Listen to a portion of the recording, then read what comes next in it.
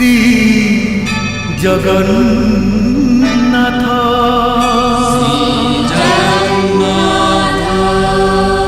श्री जगन्नाथ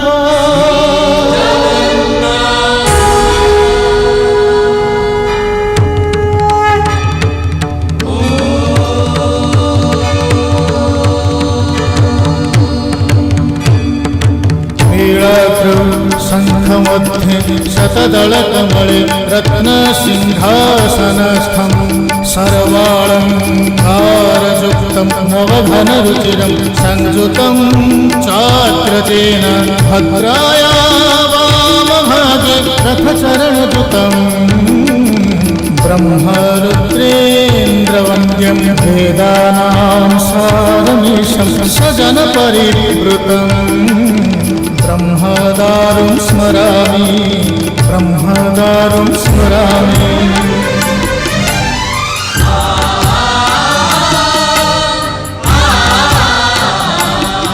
तुम्हें अनंत क्षय हे जगन्नाथ तुम्हें अव्यक्त अक्षर हे जगन्नाथ निज इच्छारु सृजिल हे जगत आदि नाही जे तुमार नाही अंत तुम्हें पवित्र ओंकार चिर सत्य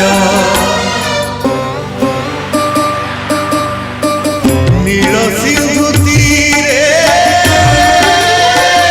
नीलाचल तहि विराजित बड़ देउल दारु ब्रह्म रूपे हे विश्व पालन उड़ा पताका पतित पावन सत्य धर्म न्याय परिसंस्थापित भक्तर तुमे चाहे नाथ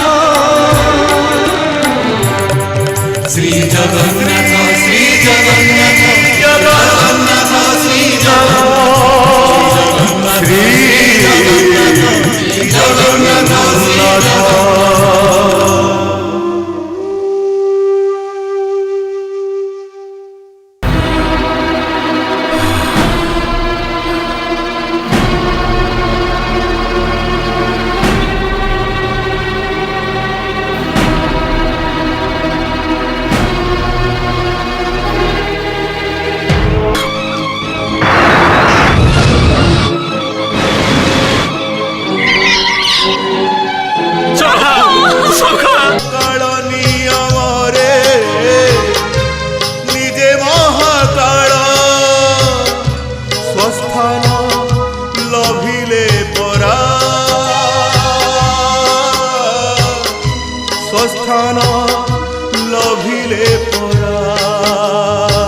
आपण पुणी निजको सृष्टि करिवे प्रभु केबे कोठी नारद मु तो स्वयं मोर आदि नहीं कि अंत नहीं समुद्र जल पर्वत प्रमाणे उठी सारा द्वारका नगरी को बुड़ाई देला। विश्वावसु द्वापर जुगर अव्यवहित पर आरंभ हुए सबुठारु वितर्कित जुग सबुठु मुखर सबुठु प्रखर ए कली जुग।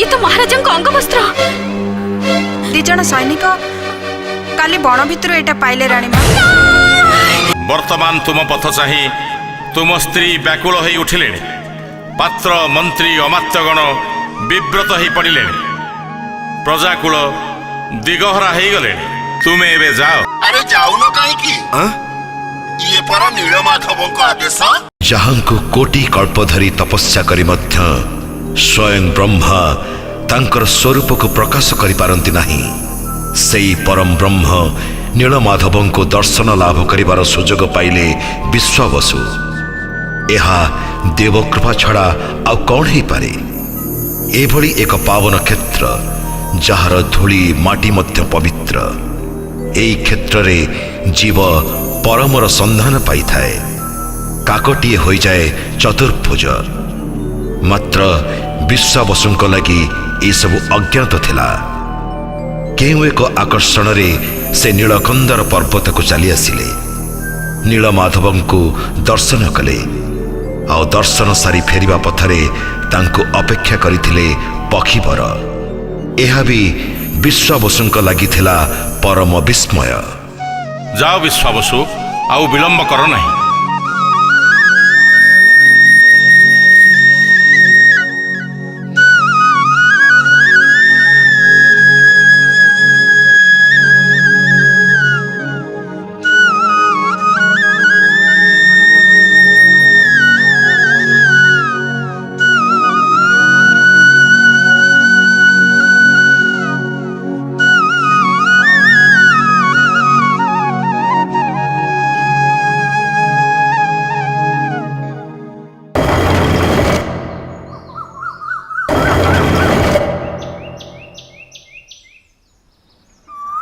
ବିଶ୍ୱାବସୁ,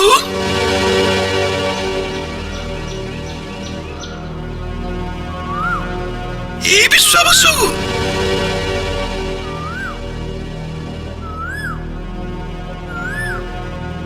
ମୁଁ ପକ୍ଷୀଟିଏ ବିଶ୍ୱାବସୁ। ଏଇ କଳ୍ପବଟ ଡାଳରେ ବସିଛି। ଉପରକୁ ଅନାଅ, ମତେ ଦେଖିପାରିବ। ମତେ ଦେଖି ଆଶ୍ଚର୍ଯ୍ୟ ହଉଛ? ପକ୍ଷୀଟିଏ ତମେ ମଣିଷ ପରି କଥା କହିପାରୁଛ? ହଁ ପାରୁଛି, କାରଣ ଏଇଟା ହଉଛି ସ୍ଥାନର ମହିମା। এই অরণ্যর গছ পত্র ফুল ফল পশুপক্ষী জীবজন্তু ଅନ୍ୟମାନଙ୍କ ଠାରୁ ଅଲଗା, କାରଣ ଏଠି ପ୍ରଭୁ ନୀଳମାଧବ ଅଛନ୍ତି, କଳ୍ପବଟ ଅଛି।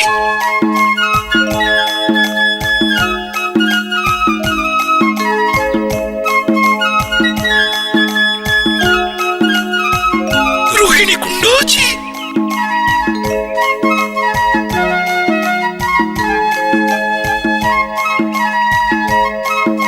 ଏଠିକି ରାତିରେ ଦେବତାମାନେ ଆସନ୍ତି, ପ୍ରଭୁ ନୀଳମାଧବଙ୍କୁ ପୂଜା କରନ୍ତି, ପ୍ରତିଦିନ ବେଦଗାନ କରନ୍ତି।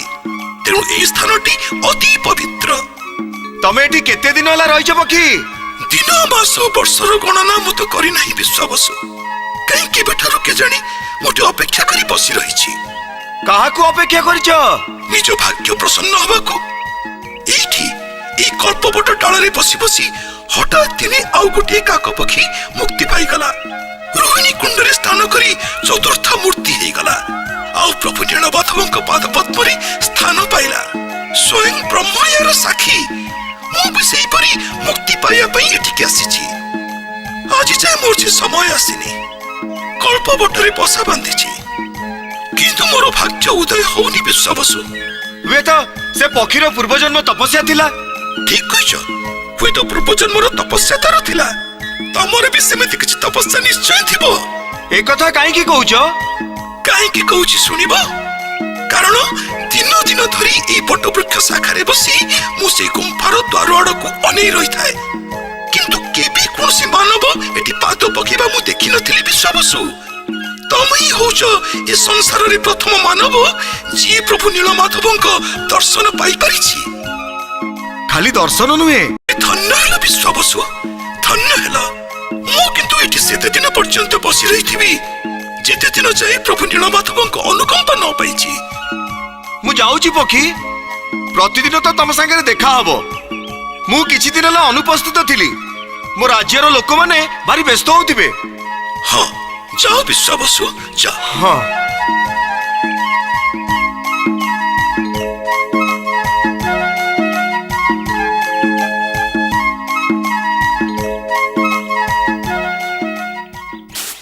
ଏବେ କଣ ହବ?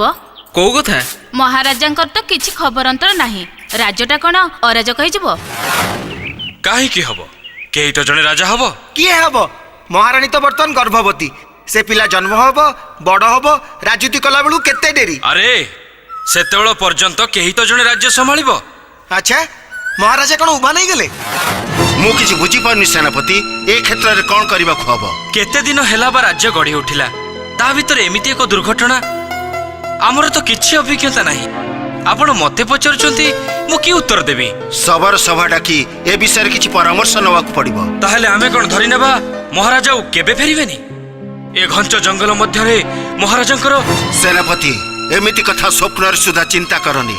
ମନେ ପକାଅ, ଆମେ ଘର ବିନା, ଆଶ୍ରୟ ବିନା, ଆମେ ଯେତେବେଳେ गोटाए जगार आउ गोटाए जगह को घूरी बुलुथिले विश्वाबसु जेतेबेले आमर राजा नथिले दलपति थिले सेतेबेले स्वामी स्त्री दी जण जाक आमर सुख दुख हानि लाभरे आम पाखरे ठिया होउथिले बापा परी माँ परी स्नेह श्रद्धा आमको बांटी दौथिले रोगरे पड़िले देह को आमर आउंसी दौथिले भोकरे थिले सी आमको खुए दौथिले आज जदि तांकर किछि हे जाए ताहले सारा सबर कुल ध्वंस हो सेनापति ध्वंस हो एमिति कही सतको आमे केते दिन लुचई रखि परिबा मंत्री महाशय सत कण मिछ कण से कथा हुए तो समय कहब 3 दिन तो बीती गलानी आउ केते दिन अपेक्षा करिबा किछि तो संधान मिलिछि तेणु मु कहूची काली सैन्य सामंत नहीं सारा अरण्यटा में खोजी बुलिबा जाओ काली पाई सैन्य सामंत नहीं प्रस्तुत हुआ यथाज्ञा मंत्री महाशय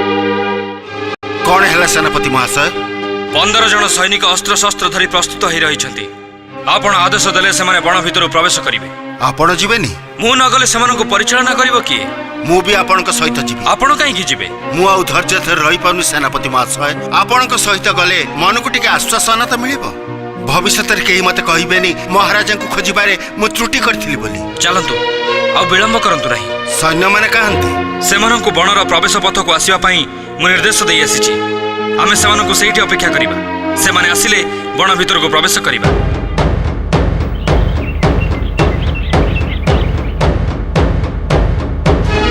महारानी बाहर को जानतुनी महारानी आपन का देह भल नहीं पेटरे पिलाटा ई शब्द सुकुमारी मते टिके सेठी नहीं चलो जदि महाराज कर किछ खबर थाए आपण विश्राम करंतु महारानी मु बुझी आसुची कौन पई बाजुची चलंतु बिछाना को चलंतु ये तो धुमसार शब्द किए बजाउची काहे की बजाउची बुझा पड़ुनी राजा नियम करथिले समस्त को एकत्रित करने को हेले धुमसा बाजिबो जी जोठी जो परिस्थिति रे थाउना काहे की एई शब्द सुनिया मात्रे सभा पड़िया को आसीबे चलंतु घटनाटा कौन जानिबा को पड़िबो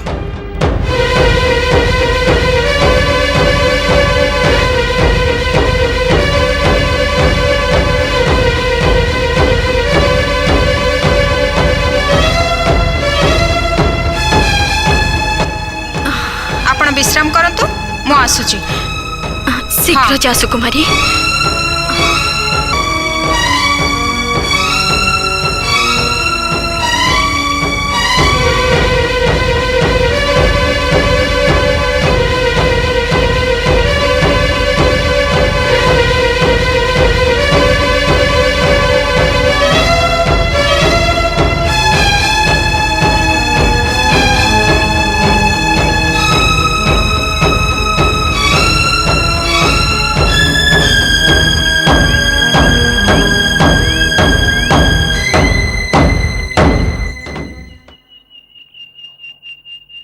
सुनो समस्ते सुनो बाल वृद्ध नारी ए सबर राज्यर समस्त आदिवासी सुनो मु कहूची मु तम मानक राजा विश्वासु कहूची आजी भगवान आम प्रति दया करिसेंती से नीलमाधव रूपे प्रकटित होइसेंती एई होउची तांकर आज्ञामाल नीलमाधव हाँ नीलमाधव आमर भगवान आज राज्यर समस्त प्रजाकुल आउ राज सिंहासन सबु तांकरी पाद तले समर्पित हैला ए राज्यर समस्त उत्सव महोत्सव आनंद उल्लास समस्त पर्वपर्वाणी सबु तांकरी नाम उत्सर्गीकृत हैला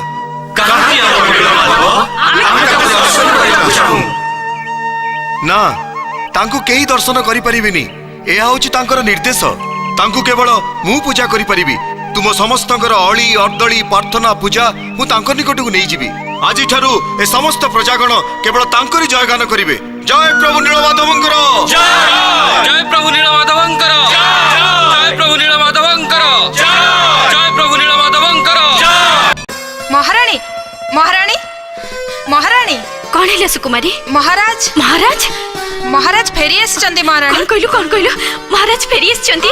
सभा पड़िया रे लोक जमिचंती आ महाराज सेमान को कहउचंती। कौन कहउचंती? नीलमाधव, जय नीलमाधव। सुकुमारी आम ठाकुर आमको देखा देइचंती, आम हारी गुहारी सुनिबे, आम पूजा ग्रहण करिबे। मते परिष्कार करी कह सुकुमारी, मु तो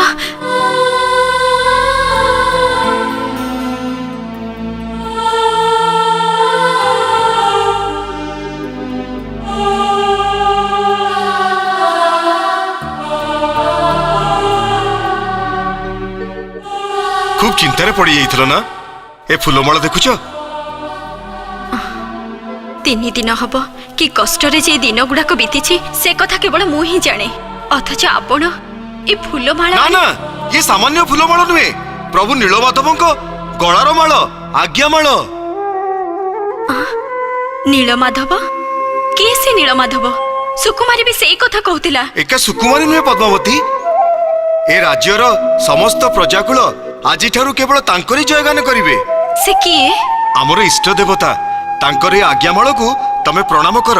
देखिब मुहूर्तक भितरे तम मन भितरे थिबा सबु ग्लानी, सबु अवसाद धोई पुछि परिष्कार हो जिवो।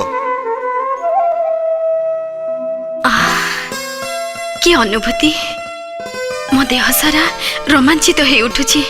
कहांती नीलमाधव, मते टिके तांको देखै दियो। संभव नुहे रानी, मो छड़ा तांको दर्शन केही पाई परिबेनी। काहे की? एटा तांकरी आदेश।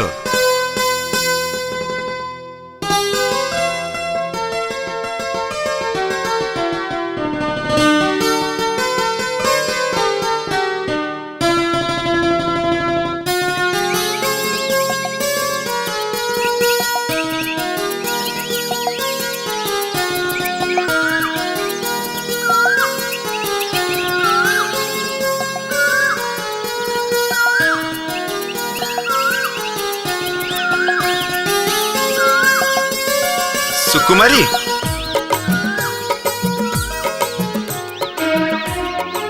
कौन कहब? हाँ, प्रतिदिन फूल तोली मो घर आगे जाऊचु, डाकटे मारी पारुनु? ताहले सिना सबुदिन सकाळे मु तोर सुंदर मुहटा देखि पारु। कौन सकाळे तमे मो सुंदर मुह देखिब? आम सकाळे तो तम राती अध। घरे के अछि जे सकाळ उठे दब कहिलु? बापा माँ तो डका डकी ही चली गले, राती अधरे घर को फेरिले, घरटा खाई गोड़ाए। सेथिपाई कहूतिली कौन की? कौन कहूतलो? नाई रे बाबा, थरे कहिथिली, डेइथिलु। कहिकी देखो ना, आज डेइबिनी। मो कहबा कथा होची, रानी माँ तो तोठू ढेर सेवा पाइलेनी। तांकर को अभाव जे केते दास दासी तांको पाखरे खटुछंती। मालती, विमला, मरुआ, अलका। थाउ थाउ, टोका माने आउ किछि जानतु न जानतु, से अल्प बयसी झियो मानक ना मने रखि देथिबे। खाली तोरी ना जपामाली करंती। जदी तू मु हाँ तो सेबारु टिके मुआड़ को फोपाड़ी दियंतु, ताहले राती अध जाए बण जंगल पहाड़ भितरे घुरी बुलिबा छाड़ी दियंती। मु कोन मना करछि? हेले एबे नुहे। ताहले केबे? रानी मांकर पिलाटी हो, तांको देह जमा भल रहुनी। आज जर हेलानी तो काली मुंड घुरे पड़िलेनी। पिलाटा रहिबा दिनटो एमती लागी रहिछि। केमिति पिलाटा हेछि के जानी? मु किंतु भल पिला, नहले आज जाए तते अनै बसथांती। केबेडु तते छुई की घर को बाहाई नै सरंतेनी। ए कथा पर तो बापा कहउथिला। कौन कहूची? कहूची, आरे चिंतामणि, झियो बोझटा नै मते एबे खलास कर। आहा, जो तो बोझ? 8 वर्षर हेतिले मो माँ मला। सेई दिनठू रानी माँ पाखरे मो मनीष। हानि लाभ भल मंद से मोर बुझंती। बापर बोझ हेली कहदुन। अरे महाराज पूजा दबा को बाहरी बेणी, मु फूल तोलिबा को आसी तम संगरे गपुची। मु जाए। सुकुमारी, पुणी ताहले केबे? चिंता न कर चिंतामणि, काली एते बेले देखा पुणी।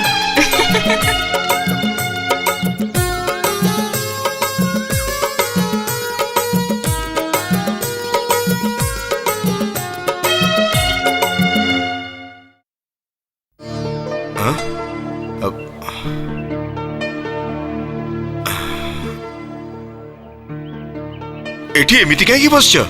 ଘର ଭିତରଟାରେ ଭଲ ଲାଗିଲାନି। ଆପଣ ପୂଜା ପାଇଁ ବାହାରିଲେଣି ମହାରାଜ? ହଁ, କିନ୍ତୁ ସୁକୁମାରୀ ତ ଏଯାଏଁ ଫୁଲ ଧରି ଆସିଲାନି।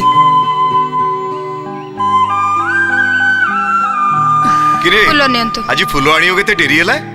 ନାଇଁ ମହାରାଜ। ହଉ ଦେ, ଡେରି ହେଲାଣି, ଫୁଲ ଦେ। ଆଉ ଶୁଣୁ, ରାଣୀ ମାଙ୍କୁ ଭିତରକୁ ନେଇଯା, ମୁଁ ଆସୁଛି। ଆପଣ ଆଜି ଟିକେ ଶୀଘ୍ର ଫେରି ଆସିବେ, ମତେ କାହିଁ କିଛି ଭଲ ଲାଗୁନି। ଆସିବ ଆସିବ ସିଏ। ତା ଆସିବାର ଖବରଟା ମୋ କାନ ପାଖରେ ଯେମିତି କିଏ କହିଦେଇ ଯାଇଛି। କିଏ ଆସିବ ମ? ସେଇ ଅନାଗତ ବିଶ୍ୱବସୁ ବଂଶର ସେଇ ନୂତନ ଆଗନ୍ତୁକ। ହଁ, ମତେ ବି ଆଜି କାହିଁ ସେମିତି ଲାଗୁଛି। ଚଞ୍ଚଳ ଫେରିବେ ନା? ହଁ ହଁ, ଶୁଣ, ନୀଳମାଧବଙ୍କୁ ତା କଥା ଟିକେ ଜଣେଇ ଆସିବେ। ଆଉ ତମ କଥା? ମୋର ତ କିଛି କଥା ନାହିଁ, ଆପଣଙ୍କ କଥା ଯାହା ମୋର ବି ସେଇଆ। ଆମେ ଯେତେବେଳେ ରାସ୍ତାରେ ଘୁରି ବୁଲୁଥିଲେ, ବଣ ପାହାଡ଼ରେ ଖରା ବର୍ଷା କାକର ସହ ଦିନ ବିତାଉଥିଲେ, ସେତେବେଳେ ଆପଣଙ୍କ କଥା ମୋ କଥା ଥିଲା, ଆଜି ବି ଅଛି। ମୁଁ ଥାଏ ବା ନଥାଏ, ଆପଣଙ୍କ କଥା ମୋ କଥା ହେଇ ରହିଯିବ। ଆଉ ଇଏ ଯିଏ ଆସିବ, ସିଏ ବି ତ ମୋ କଥା ହେଇ ଆପଣଙ୍କ ପାଖକୁ ଆସିବ। ହଉ, ପୂଜା ପାଇଁ ଡେରି ହେଇଯାଉଛି, ମୁଁ ଏଥର ଆସୁଛି।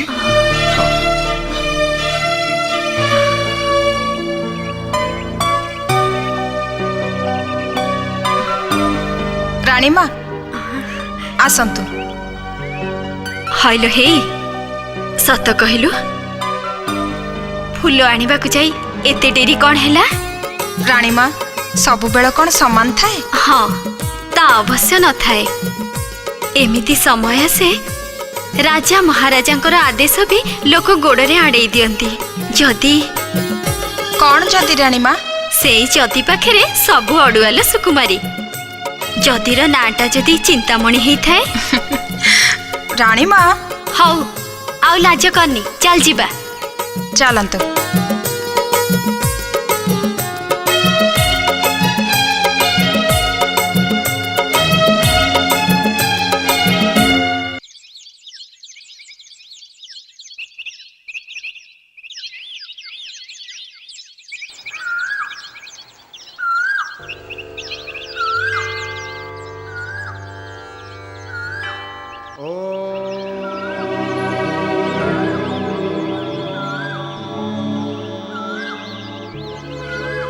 स्वस्ति प्रजाभ्यो परिपालयन्तां न्यायेन मार्गेण महीं महिषां गोब्राह्मणेभ्यः शुभमस्तु नित्यं। लोकाः समस्ताः सुखिनो भवन्तु।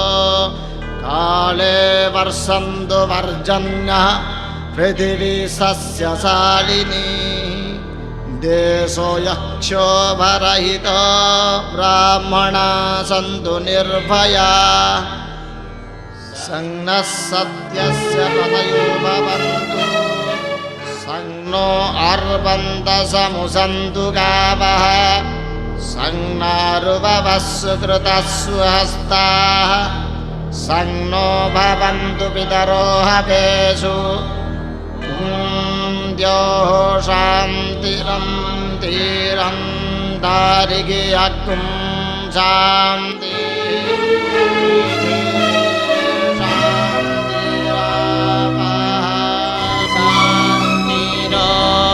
शान्तिरखादायाः शान्तिः वानसपदायाः शान्तिर्विश्वेदेवाः।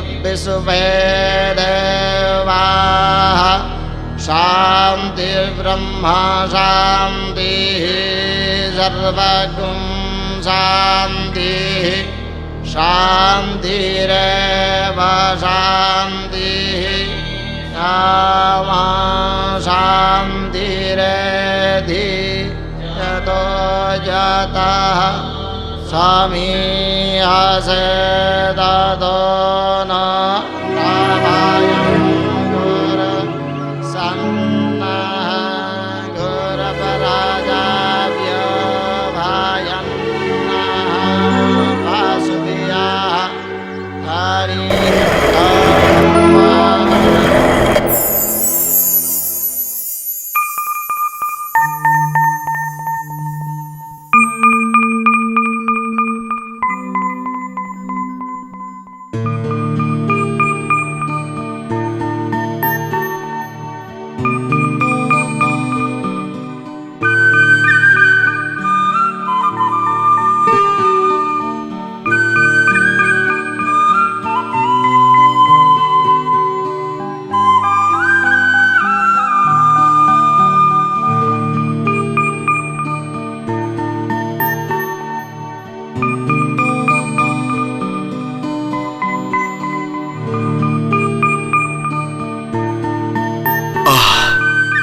ଅପୂର୍ବ ସୁବାସରେ ଗୁମ୍ଫା ଭିତରଟା ଭରି ଯାଇଛି।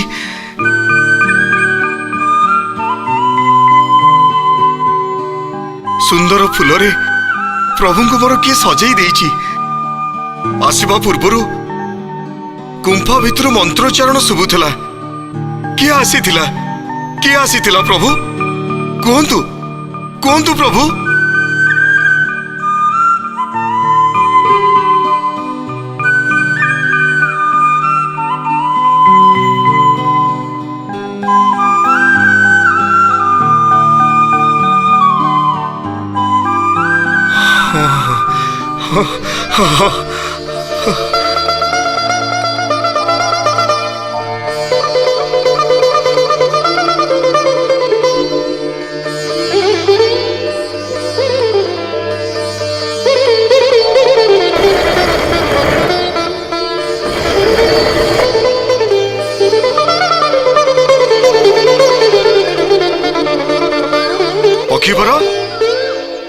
ପକ୍ଷୀବର, କୁହ, ମୁଁ ଶୁଣୁଛି।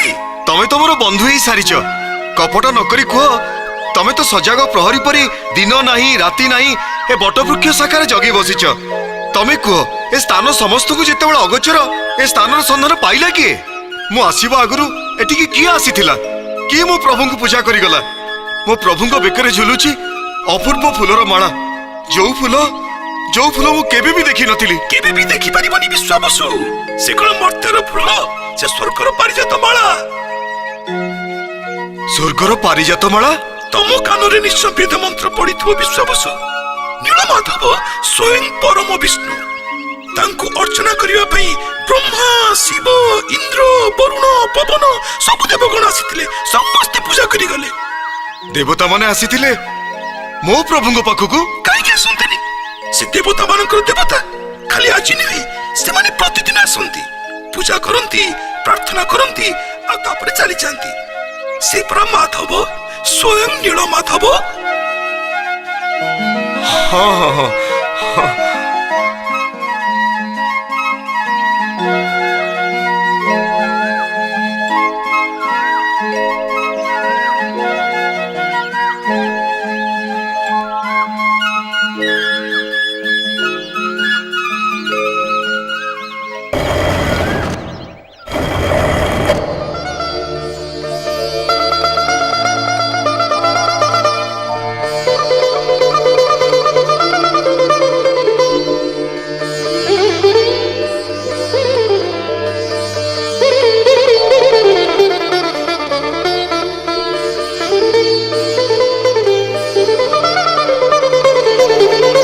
ନୀଳମାଧବ, ସ୍ୱୟଂ ଦେବତା ମାନେ ଆଜି ଆସି ପାରିଜାତ ଫୁଲରେ ଆପଣଙ୍କୁ ସଜେଇ ଦେଇଛନ୍ତି।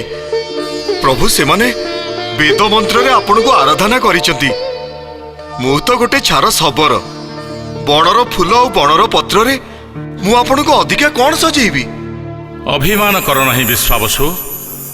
ମୁଁ ତ ତୁମକୁ କହିଛି, ଫୁଲର ସାଜରେ, ମନ୍ତ୍ରର ଉଚ୍ଚାରଣରେ ମୁଁ ଯେତେ ପ୍ରୀତ ହୁଏ ନାହିଁ, ତାଠୁ ବେଶୀ ପ୍ରୀତ ହୁଏ ମଣିଷର ଅନ୍ତର ମଧ୍ୟରୁ ଉଠି ଆସୁଥିବା ପ୍ରାର୍ଥନାରେ।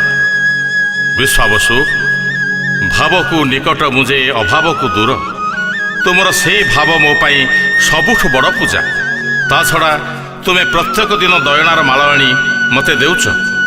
ସେଇ ଦୟଣା ମୋର ଅତି ପ୍ରିୟ, ପାରିଜାତ ପୁଷ୍ପଠାରୁ ବି ପ୍ରିୟ। ମୋତେ ସେଇ ମାଳରେ ସଜେଇ ଦିଅ ବିଶ୍ୱାବସୁ।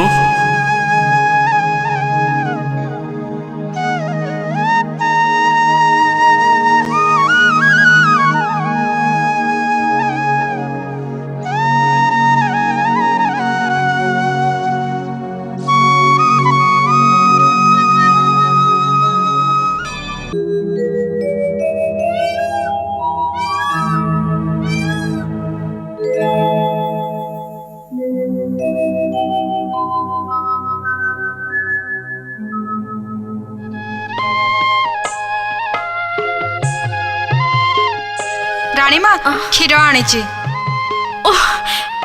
ତୁ ଆଉ ବିରକ୍ତ କରନା। କ୍ଷୀର ପିଇବାକୁ ଭଲ ଲାଗୁନି, ତୁ ନେଇଯା। ନେଇଯିବି? କୁଆଡ଼େ? ଦେହ ଖରାପ, ପେଟରେ ପୁଣି ପିଲାଟା। କ୍ଷୀର ନ ପିଇଲେ ଆପଣ ଦୁର୍ବଳ ହେଇଯିବେ। ନିଅନ୍ତୁ, ପିଇ ଦିଅନ୍ତୁ। ସୁକୁମାରୀଟା ସବୁବେଳେ ସେମିତି ରାଣୀମା। ଯାହା ଭାବିଥିବ କରିବ, ତେବେ ଯାଇ ଛାଡ଼ିବ। ସତ ସୁକୁମାରୀ? କେଜାଣି, ଯିଏ କହିଛି ତାକୁ ପଚାରନ୍ତୁ। ତାକୁ କଣ ପଚାରିବି? ମାଳତୀ ସିନା କଥାରେ କହିଲା, ମୁଁ ତ ଅଙ୍ଗେ ଲିଭେଇଛି। ରାଣୀମା, ଆପଣଙ୍କ ସେବା କରିବା ମୋର ଧର୍ମ, ଆପଣଙ୍କ ସୁଖ ସୁବିଧା ଦେଖିବା ମୋର କାମ। ସେମିତି କହନାଲେ ସୁକୁମାରୀ, ବହୁତ ଦାମ ଦବାକୁ ପଡ଼ିବ। ଜୀବନଠୁ ଦାମିକା ଜିନିଷ ମଣିଷ ପାଖରେ ଆଉ କ'ଣ ଅଛି ମୁଁ ଜାଣିନି ରାଣୀମା। ଯଦି ଆପଣଙ୍କ ସୁଖ ପାଇଁ ଏ ଜୀବନ ଦେବାକୁ ପଡ଼େ ତାହେଲେ ବି ଦେବି। ଜୀବନଠୁ ଆହୁରି ଦାମିକା ଜିନିଷ ଅଛି ସୁକୁମାରୀ। ଏଇ ଯୋଉ ମୁଁ ପେଟ ଭିତରେ ଖେଳୁଛି, ସିଏ ତା ମା ପାଇଁ ଜୀବନ ଠାରୁ ବି ଦାମିକା। ଆଉ ଆମେ ଯାହାକୁ ସ୍ୱାମୀ ରୂପରେ ଗ୍ରହଣ କରୁ, ସେ ତା ସ୍ତ୍ରୀ ପାଇଁ ଜୀବନ ଠାରୁ ବି ଦାମିକା। ଆପଣ ବି ମୋ ପାଇଁ ଜୀବନ ଠାରୁ ବେଶୀ ଦାମିକା। କାହିଁକି? ଅନ୍ୟ ସମସ୍ତଙ୍କ ପରି ତୁ ତ ଏଇ ରାଜଉଆସର ଦାସୀ।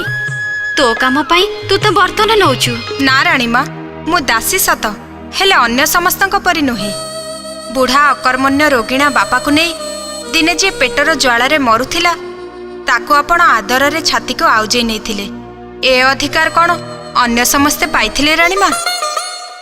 ସେଇଦିନଠୁ ମୁଁ ପ୍ରତିଜ୍ଞା କରିଛି ରାଣୀମା, ଆପଣଙ୍କ ଆଦେଶ ମୋ ପାଇଁ ଦେବତାର ଆଦେଶ। ଆପଣଙ୍କ ଇଚ୍ଛା ପୂରଣ କରିବା ମୋ ଜୀବନର ଗୋଟିଏ ବୋଲି ବ୍ରତ। କଥାଟା ମନେ ରଖିଥାଲୁ ମାଳତୀ। ମରିଗଲି ତ ଗଲି, ହେଲେ ବଞ୍ଚିଥିଲେ ଦେଖିବି ୟା କଥାର ଦାମ କେତେ। ତୁ ସାକ୍ଷୀ ରହିଲୁ। ମୋ ପାଇଁ ଅନ୍ତର୍ଯାମୀ ସାକ୍ଷୀ ରାଣୀମା। ପ୍ରଭୁ ନୀଳମାଧବ କରନ୍ତୁ ଆପଣ ଶହ ଶହ ବର୍ଷ ଜୀଇ ରୁହନ୍ତୁ, କିନ୍ତୁ ଆପଣ ସେପାରିରେ ଥିଲେ ବି ଦେଖିବେ ଆପଣଙ୍କ ଦାସୀ ସୁକୁମାରୀ ଆପଣଙ୍କୁ ଦେଇଥିବା କଥା କେବେ ବି ଭୁଲିବନି।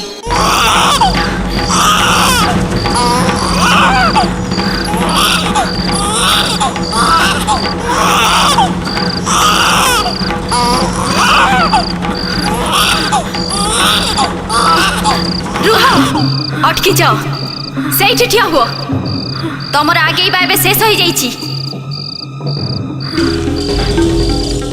ଆସ ଆସ, ମତେ ତମେ ଦେଖିପାରିବନି, କାରଣ ମୁଁ ତମର ନିୟତି। ତମେ ମତେ ଅବଜ୍ଞା କରିପାରିବନି। ଆସ, ଏପଟକୁ ଆସ, ଆସ। ରୁହ, ସବୁ ମୋହ ମାୟା ତ୍ୟାଗ କରି ମତେ ଅନୁସରଣ କର।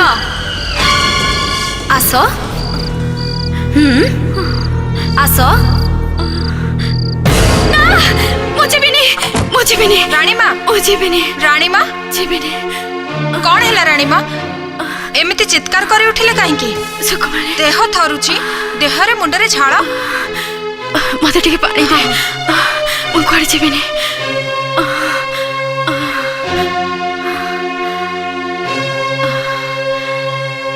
ନିଅନ୍ତୁ, ପିଇ ଦିଅନ୍ତୁ।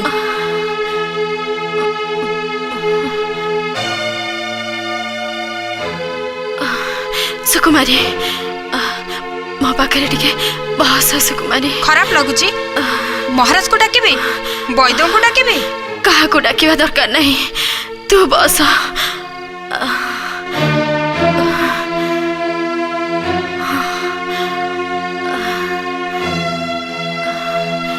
ମୁଁ ଗୋଟେ ଖରାପ ସ୍ୱପ୍ନ ଦେଖିଲି ସୁକୁମାରୀ। ସ୍ୱପ୍ନ? ହଁ, ସ୍ୱପ୍ନ ଦେଖିଲି। ଗୋଟେ ଖୋଲା ପଡ଼ିଆରେ ମୁଁ ଦୌଡ଼ୁଛି। ଗଛ ନାହିଁ, ପତ୍ର ନାହିଁ, ପାହାଡ଼ କି ନଦୀ ନାହିଁ, ଖାଲି ପଡ଼ିଆ। ଯୁଆଡ଼କୁ ଚାହିଁଲେ ପଡ଼ିଆଟା ଲମ୍ବି ଯାଇଛି, ଆଖି ପାଉନି। ତାପରେ ତାପରେ କ'ଣ ହେଲା ରାଣୀମା? ଗୋଟେ ପିଲାର କୁଆଡ଼ୁ କାନ୍ଦ ଶୁଭିଲା, କୁଆ କୁଆ କୁଆ। ସେ କାନ୍ଦ ଯେମିତି ମତେ ଡାକୁଥିଲା। ମୁଁ ଚାରିଆଡ଼କୁ ଅନେଇଲି, କାହାରିକୁ ଦେଖିବାକୁ ପାଇଲିନି। କିଏ କାନ୍ଦୁଛି ଦେଖିବାକୁ ଆଗେଇ ଗଲି। ଆଗେଇ ଯାଉଥାଏ, ହଠାତ୍ ମତେ କିଏ ପଛରୁ ଡାକିଲା, ରୁହ, ଅଟକି ଯାଅ, ତମର ଆଗେଇବା ଏଇଠି ଶେଷ ହେଇଯାଇଛି। ଆସ, ମୋ ପାଖକୁ ଆସ, ଆସ।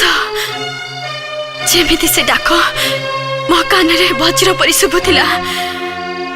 ମୁଁ ଅଣନିଶ୍ୱାସୀ ହେଇଯାଉଥିଲି, ମୁଁ ଅଣନିଶ୍ୱାସୀ ହେଇଯାଉଥିଲି ସୁକୁମାରୀ, ମୁଁ ଅଣନିଶ୍ୱାସୀ ହେଇଯାଉଥିଲି। ରାଣୀମା, ରାଣୀମା, ମୁଁ ଆଉ ବଞ୍ଚିବିନି ସୁକୁମାରୀ, ମୁଁ ଆଉ ବଞ୍ଚିବିନି। ଇଏ କ'ଣ କହୁଛନ୍ତି ରାଣୀମା? ସ୍ୱପ୍ନଟା ସବୁବେଳେ ସ୍ୱପ୍ନ। ନା, ଇଏ ସତ। ମୋ ମନ କହୁଛି ଇଏ ସତ ସୁକୁମାରୀ। ମୋର ମରିବାକୁ ଜମା ଡର ନାହିଁ। କିନ୍ତୁ ଯୋଉ ପିଲାଟା ଆସିବ ତାକୁ କିଏ ଦେଖିବ ସୁକୁମାରୀ? ମତେ କଥା ଦେ ସୁକୁମାରୀ, ମୋ ପିଲାର ଦାୟିତ୍ୱ ତୁ ନବୁ। ମତେ କଥା ଦେ ସୁକୁମାରୀ, କଥା ଦେ। ମୁଁ ଆପଣଙ୍କ ଦେହ ଛୁଇଁ ପ୍ରତିଜ୍ଞା କରୁଛି ରାଣୀମା, ମୁଁ ଆପଣଙ୍କ ଆଦେଶ ପାଳନ କରିବି। ମୁଁ ଜାଣେ ସ୍ୱାର୍ଥପର ପରି ମୁଁ ତତେ ଏ କଥା କହୁଛି। ତୋ ଛଡ଼ା ମୋର କାହା ଉପରେ ଭରସା ନାହିଁ। ମହାରାଜ ତ ରାଜକାର୍ଯ୍ୟରେ ବ୍ୟସ୍ତ ରହିବେ। ତା ଛଡ଼ା ପିଲାଟାର ପ୍ରଥମ ଅବସ୍ଥାରେ ମା ଦରକାର, ବାପା ନୁହେଁ। ତୁ ପାରିବୁ ତ ସୁକୁମାରୀ? ପାରିବି, ନିଶ୍ଚୟ ପାରିବି। ନିଶ୍ଚିନ୍ତ ହେଲି। ଏଥର ମୁଁ ଶାନ୍ତିରେ ସେ ପୁରକୁ ଯାଇପାରିବି।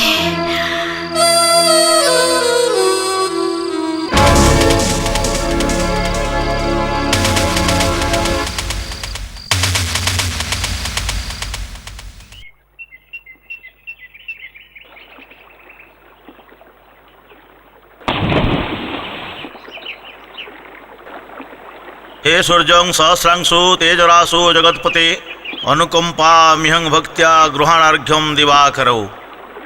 ओं जबा कुसुम संकाशम काश्यपेयं महाद्युति धान्त्वारिं सर्व पापघ्नु प्रणतस्मै दिवाकरौ।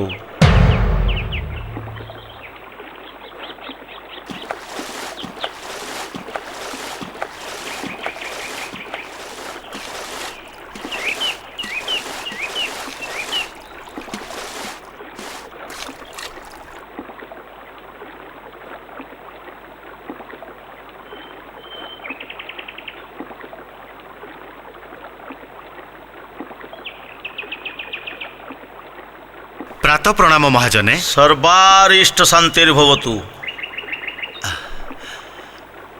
अच्छा, तमें कौन आज समिध आनिया बण को जाइन? जाउथिली महाजने, किंतु जहा सुनिली समिध को जीवी कौन आपण को संवादटी देवा पई चली आसिली। कौन देखिल? नीलगिरी पर्वत रे कुआडे ठाकुर आविर्भाव होइचंती। कौन हैला? नीलगिरी पर्वत रे ठाकुर? अच्छा, का पाखरु सुनिल ए कथा? दुई जण शबर मो आगे आगे कथबार्ता ही जाउथिले। तांको राजा विश्वाबसु बणरे बुलु बुलु एई ठाकुरଙ୍କ संधान पाइचंती। से कुआडे ठाकुर नीलमाधव। ताहले पूर्वरु जो कथा सुना जाउथिला ताहा सत्य? नीलगिरी पर्वत रे नीलमाधव अछंती? सेया तो सुनिली। सुना कथारे तमे विश्वास करूछ? शबर माने किछि दिन पूर्वर आसी एठी बसवास करूछंती। आमे हेलु एठिकार आदिवासिंदा, आमे जानि पारलुनी, अथच शबर माने जानि गले। ए कथाटा उपरे मोर काईकि संदेह होउची। देखंतु बाचस्पति महाशय, सत मिछ मु किछि कहि परिबिनी। जहा सुनिली ताहा कहिली। ठीक अछि, तमे एबे तम कामरे जाओ। ए कथाटार सत्यासत्य मते निजे जाई अनुसंधान करिबाकू पड़िबो। प्रणाम महाजने।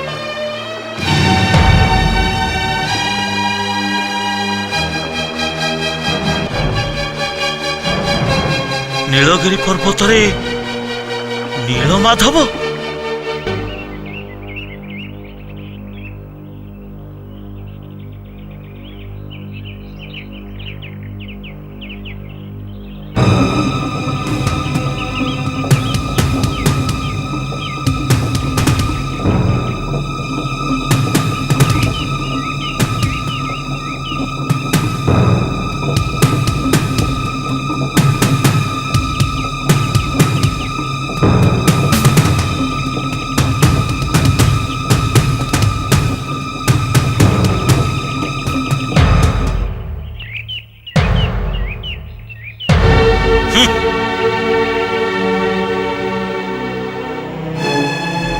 प्रणाम महाजने। मु तुमको अपेक्षा करिछि।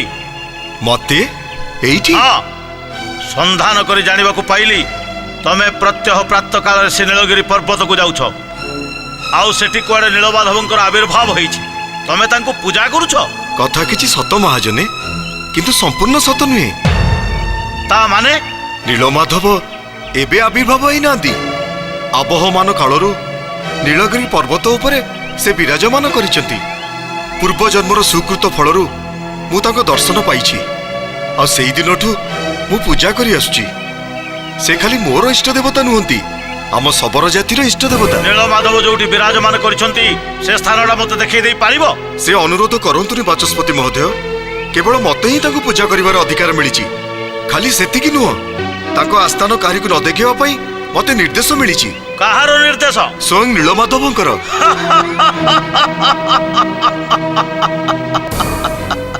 ରାଜା ବିଶ୍ୱବସୁ, ତମେ ରାଜା ହେଲେ ବି ଜାତିରେ ଜଣେ ଶବର। ମନ୍ତ୍ରଯନ୍ତ୍ର ଜଣା ନାହିଁ, ପୂଜା ପଦ୍ଧତି ଜଣା ନାହିଁ, କର୍ମକାଣ୍ଡ ଜଣା ନାହିଁ, ନୀଳମାଧବ କୋଉ ପ୍ରକାରର ଦେବତା ସେ କଥା ବି ଜଣା ନାହିଁ। ଅଥଚ ତମକୁ ପୂଜା କରିବାର ନିର୍ଦ୍ଦେଶ ମିଳିଗଲା, ପୁଣି ନୀଳମାଧବଙ୍କ ଠାରୁ। ଆପଣ ମତେ ବିଶ୍ୱାସ ନ କଲେ ବି ମୋର କିଛି କହିବାର ନାହିଁ। ଏକଥା ଆପଣ ଠିକ କହିଛନ୍ତି ଯେ ମୁଁ କୌଣସି ରୀତିନୀତି ମନ୍ତ୍ର ଜପ ଏସବୁ ଜାଣିନି କି ଏ ମୋର କୌଳିକ କର୍ମ ନୁହେଁ। କିନ୍ତୁ ଯାହା ମୁଁ କରୁଛି ଯଦି ସେତିକିରେ ଦେବତାମାନେ ସନ୍ତୁଷ୍ଟ ହୁଅନ୍ତି ତାହେଲେ ମୁଁ ବା କ'ଣ କରିପାରିବି? ନା, ତମେ କିଛି କରିପାରିବନି, କିନ୍ତୁ ତାଙ୍କ ଆସ୍ଥାନ ତ ମତେ ଦେଖେଇ ଦେଇ ପାରିବ। ତାହେଲେ ଆମେ ବୈଦିକ ରୀତିରେ ତାଙ୍କୁ ପ୍ରତିଷ୍ଠା କରିପାରିବୁ, ପୂଜା ପଦ୍ଧତି ସ୍ଥିର କରିପାରିବୁ। ଲକ୍ଷ ଲକ୍ଷ ଭକ୍ତଙ୍କର ସେ ଏକ ମହାନ ତୀର୍ଥସ୍ଥାନ ପାଲଟିଯିବ। ନୀଳଗିରି ପର୍ବତର ନାଁ ସାରା ବିଶ୍ୱ ବ୍ୟାପିଯିବ। ମତେ ଆପଣ କ୍ଷମା କରିବେ ମହାଜନେ, ଏସବୁ କରିବାର ଅଧିକାର ମୋର ନାହିଁ। ବିଶ୍ୱବସୁ, ଏହା ଦ୍ୱାରା ତମେ ଖାଲି ଦେବତାଙ୍କ ସହିତ ନୁହଁ, ଆମମାନଙ୍କ ସହିତ ବି ତମେ ବିରୋଧାଚରଣ କରୁଛ। ଆମେ ଚାହିଁଥିଲୁ ତମମାନଙ୍କ ସହିତ ଏକ ସୁସ୍ଥ ସମ୍ପର୍କ ରଖିବାକୁ, କିନ୍ତୁ ତା ମଧ୍ୟ ତମେ ଅସ୍ୱୀକାର କରୁଛ। ମହାଜନେ, ଆପଣ ଉଚ୍ଚ ସମାଜର ଲୋକ, ଆପଣଙ୍କ ସାଙ୍ଗରେ ତର୍କ କରିବାର ବୁଦ୍ଧି ବି ମୋର ନାହିଁ। କିନ୍ତୁ ଯେତିକି ମୋର କହିବା କଥା ମୁଁ କହିଦେଲି। ମତେ ମିଳିଥିବା ନିର୍ଦ୍ଦେଶର ବାହାରକୁ ମୁଁ ଯାଇପାରିବି ନାହିଁ ମହାଜନେ, ମତେ ଆପଣ କ୍ଷମା କରନ୍ତୁ। ବିଶ୍ୱବସୁ, ଯେଉଁ ଦେବତାଙ୍କର ପୂଜା କରୁଛ ବୋଲି ତମେ ଆସ୍ଫାଳନ କରୁଛ, ସେ ଦେବତା ତମକୁ କେବେ ବି କ୍ଷମା କରିବେନି।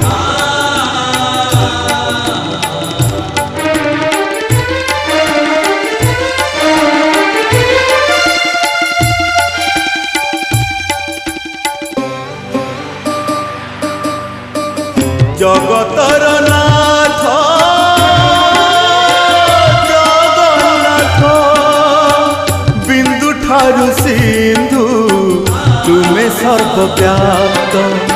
আপনা ইচ্ছারে অধা গঢ়া হই বসিଅଛ হে নীলাদ্রি গোসাই। ভবরে